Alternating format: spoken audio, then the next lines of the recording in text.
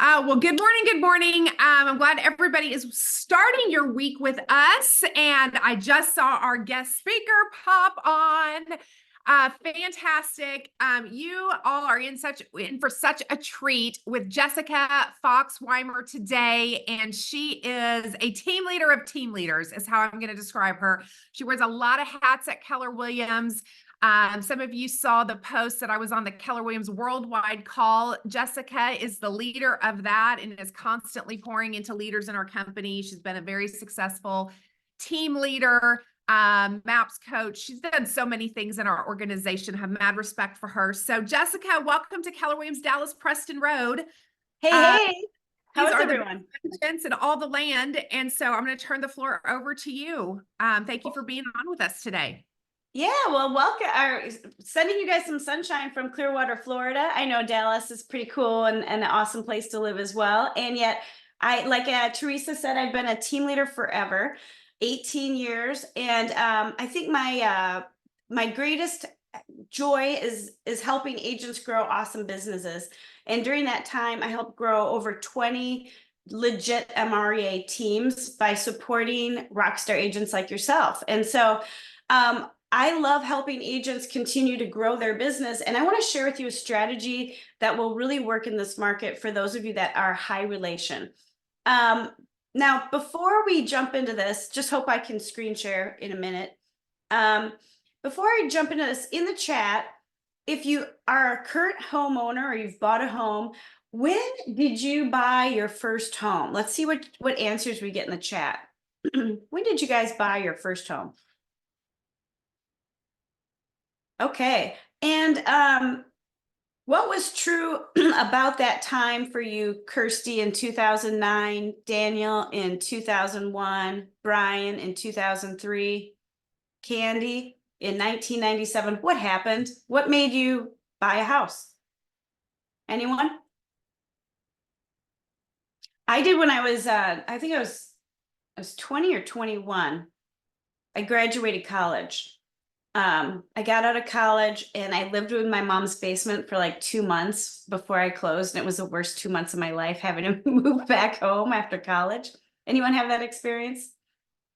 I remember Mark, my husband, was sharing with me the other day that he went to close on a property and the elderly woman moving out couldn't get into the assisted living that she needed to, so he got stuck at his parents for like almost a half a year right after college. That's a hard thing to have to do. So a lot of people, tired of renting, new baby, got married. You know what we don't see on that list is 3% interest. People don't buy houses because of interest rates, do they? They buy houses because life happens. And yet we hear a lot of people, a lot of consumers caught up on rates, right? I'm caught up on rates. I bought my dream house and I'm under 3%. I think it's my forever dream house. I'll forever live here. I'll forever own this house. And yet I just want to remind you that, we can get caught up in interest rates and all the reasons why people aren't buying or selling or moving right now as well. And I just want to remind you that real estate happens when life happens. And so if you look at off-market listings or you look at some of the strategies people are following, you've got to remember that real estate happens when life happens. Now, rates help it out, obviously. And yet, I just want to remind you of the 6 Ds of real estate. And yet, when you look at the 6 Ds of real estate, they're all really negative, like death, divorce, downsizing, debt. That's a real negative one. Disability and distance. People relocate for life, for military, for jobs, for many reasons. And yet, I want to remind you, as an eternal optimist, because I'm a high I, super optimistic individual, there's also positive Ds. So I've added the positive Ds, because when there's death, there's also births, marriages, people upsize, people graduate college, people get promotions. There's a lot of positive as well. And yet, remember, real estate's not really tied to rate. Rate's a situation of a transaction.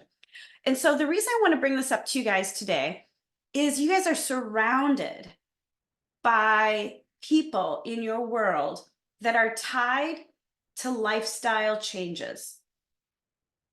And so a great strategy right now is to go back to the relationships you have and evaluate, who do you know in your database that is a small business owner tied to even celebrations like weddings or any big event in life. So I want to share with you guys a little quick story. I started in real estate as a real estate, like I'm in a real estate family. It's like the mafia, you know, it is like once you get into a real estate family, you're not allowed out. I have one sister that is like the black sheep. She became a chef in New York. And yet the rest of us, you know, real estate, I'm like, I went to college. I'm like, there's no way I'm doing this real estate gig. And, you know, here I am, 49, never ever worked my job. I went right into real estate right after college. So again, it is like the real estate mafia in my family, at least. And yet when I got started, I'm 49 now. I was, like I said, 20, I think I got my license when I was 18, and then I didn't really use it till I was about 20, 21, post-college. Well, I looked like I was 16, seriously. I didn't have a lot of friends looking at buying houses, you know, and so I had to figure out, what in the world am I going to do? Plus, everyone in my family was competition. My mom was the number one realtor in the town. So I need to figure out, like, how am I going to get leads? Now, I did a lot of it by open houses.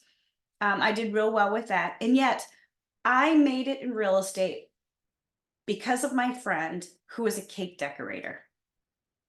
She was a great decorator for cakes. She did wedding cakes, you know, baby shower cakes, you name it, she did them. And you know what the two of us did together was pretty exceptional, because my first year I sold over 50 homes, and almost all of them became from her because she decorated cakes. So she did these wedding events a couple times a year. You know, big wedding convention where people would go and find a photographer and a cake decorator and a wedding planner and figure out what the coolest thing for your wedding is. And she was really shy, but she was very, very gifted. So I would pay for the booth and we would do a drawing for a cake. So she would collect all of these names at this event. Now, she did it a couple times a year, and I called all the people after the event to let them know if they won the cake. And in doing so, I struck up conversations, found out about them, found out about their dual income family that was just creating. And I picked up most of my real estate transactions from those events. So think about it. You just have to think outside the box sometimes about opportunity and the relationships you have. Because if you guys go back to your database and just look at the relationships you have so many small business owners that can be your connectors, that can be your baker friend like mine. Now, that's how I got my start, and it kind of culminated from there. And I didn't do just that, but yet that was a main source for my business when I got started, because it was a direct connection to when people buy homes, real simply. Now, to take it a step further, you don't have to just stop there. You could really just look at your whole database and think of all the small business owners that you know that you'd want to champion. And I want to share with you one of my great agents. Her name is Jody Avery. I'll put her name in the chat. If you have a referral for Tampa, Clearwater, or St. Pete, I'd love for you to either think of my family, the Wimmers, or as for Jody Avery, because she's another great agent. And she is an agent that I've coached literally since 2014. She went from doing maybe 4 million in volume, and I think this year she'll hit over 150 million in volume. But she's mastered this. So I want to feature Jody and her A-list. So she's gone one step further than who are my connectors tied to real estate transactions. She's actually developed a book. Now, this is her 2019 book. I just downloaded it so I can show you guys an example. But what we've done is Jody's actually, if you go in here, she's gone through her database and found her small businesses within that she champions. So if I move into the Tampa market, Jody's got an accountant suggestion for me. She actually has 4. She's got acupuncture. She's got it all, you guys. Pet sitters. She's got great places to donate, fun things to do with your kids. And all she's doing here is champion the small business owners that live within her Rolodex. That's it. She gets by giving. She's a super go-giver. And yet it started with a simple idea like I shared with you this morning. It started with her helping elders downsize. And she needed people. She needed people to do estate sales. She needed people to even do like bigger things like foster pets. She did it all. But what she did is she did it from within. So she is like an ultimate connector. And she has so much fun helping her people. And her people help her. So she is a get by giving person that started with a simple idea, just like the one I gave you, and has expanded it. And now her business just pours at her all day long. So an idea for you all is, you know, if you love the people you work with, how do you level that up to that next level to get by giving? And if you follow Jody, you'll see that every Wednesday, she has one simple habit. She features one of these people in her book. Now, there's no mad organization around it. She just goes and features the latest person who gave her a referral. Real simple. No, nothing more complex than that. And yet, for you, if you all want more business in the market ahead, the easiest way to get connected with people is to help others. So a real simple idea. I hope that's something that'll fill all your buckets today, and give you some inspiration on how do you go connect yourself to a lead source, because it could be as simple as focusing on the D's, or you could do what Jody Avery does and focus on her D, which is her database. And she took it to a whole nother level. And every year this book has just gotten thicker and thicker and thicker. Now she doesn't print it any longer. She used to print it. It cost her a lot of money. Now it lives only digitally and only by a link. So people have to call the office to get her book, and then she sends it. That's the hack she's built in to save money on the cost of printing, but also to get the referrals, to capture that lead, to capture that contact.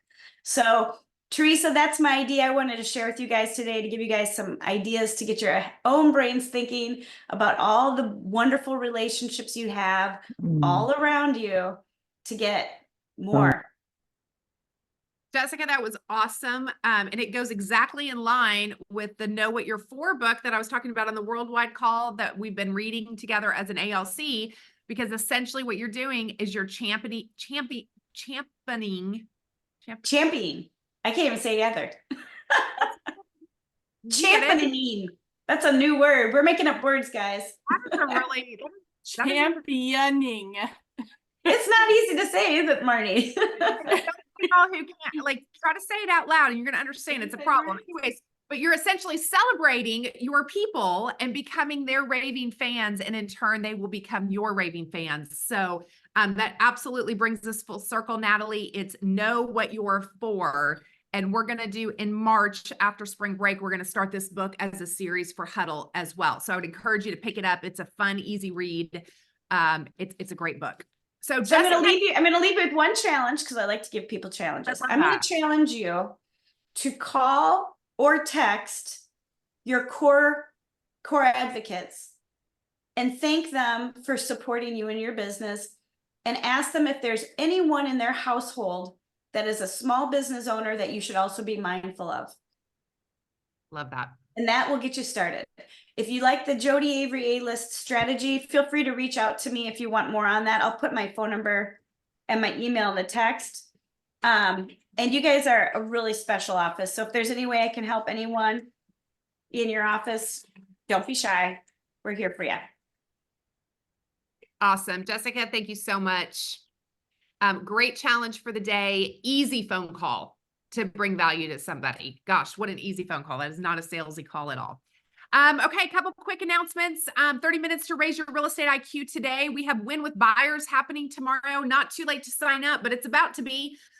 So go ahead and get signed up for that. We need a head count for lunch for our amazing vendor who will be feeding you tomorrow. That is going to be a fantastic class with Elizabeth Gassos, who's working on her Keller Williams University certification.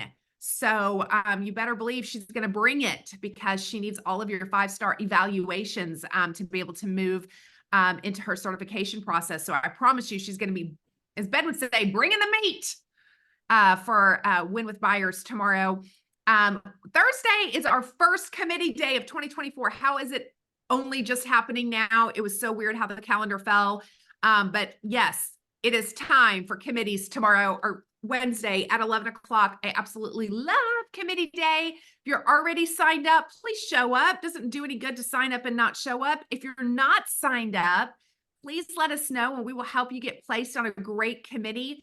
I know the finance committee that's going to be working on some productivity contests and some really fun things like the open house blitz we've done. They have room for 5. And so there are still opportunities for everybody. I think that's all the major announcements I have. I think. Okay, you're not going to want to miss Huddle tomorrow. You got somebody you're gonna love. All right, it's a great day to go sell a house. Great day to take a listing. Great day to talk about private collection. And it's a great day to stay on to practice your conversations and lead generate. So guys, stay on and we'll see you tomorrow morning.